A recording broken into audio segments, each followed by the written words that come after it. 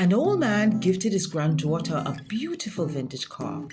However, he loved his granddaughter so much that he wanted to send her off with more than just a car.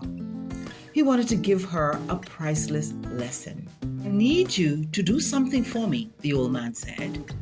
Take this car to the pawn shop and see how much they are willing to pay for the car. Without hesitation, she followed her grandfather's instructions and headed for the local pawn shop. The pawn dealer, a very small and mousy looking man, took a quick glance at the car and said, "I will pay you $100 for this piece of junk." The young woman went back to her grandfather to report. "They said they'd give me $100 for the car," she said without enthusiasm in her voice. The old man said, "Okay, take the car over to the car dealership and ask them how much they're willing to pay for the car." She drove off to the dealership not knowing what to expect. As soon as she pulled up, an eager salesman approached her, hoping to make a sale. But she got straight to the point, not giving him an opportunity for a sales pitch.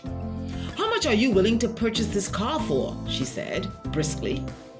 Annoyed, the car dealer walked around the car, kicked the tires, and said, "I'll give you $1,000. After all, it's an old car." Again, the young woman reported back to her grandfather, but this time with a little bit more excitement in her voice. $1,000, she said. "That's far better than 100. He paused for a moment. Then he said to her, "Just one last favor, love.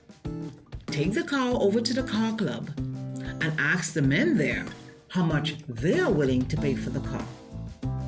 So off she went again, as instructed. Once she entered the driveway of the car club, she noticed the stares of the men that were standing around. They were all looking at the car with great awe and maybe respect. Not certain, but she approached a distinguished-looking man who appeared to be the one in charge. She asked him the same question she had asked the other two dealers earlier that day. The man looked at her wide-eyed with great excitement, as if he had won some grand prize. His overexcitement made her feel a little nervous. After inspecting the car with great care and attention, the gentleman came back with an offer of $100,000. In a moment, in an instant, the young woman was before her grandfather, blown away and perplexed all at the same time. As he read her face carefully, he proceeded to pass on the lesson from the recent events.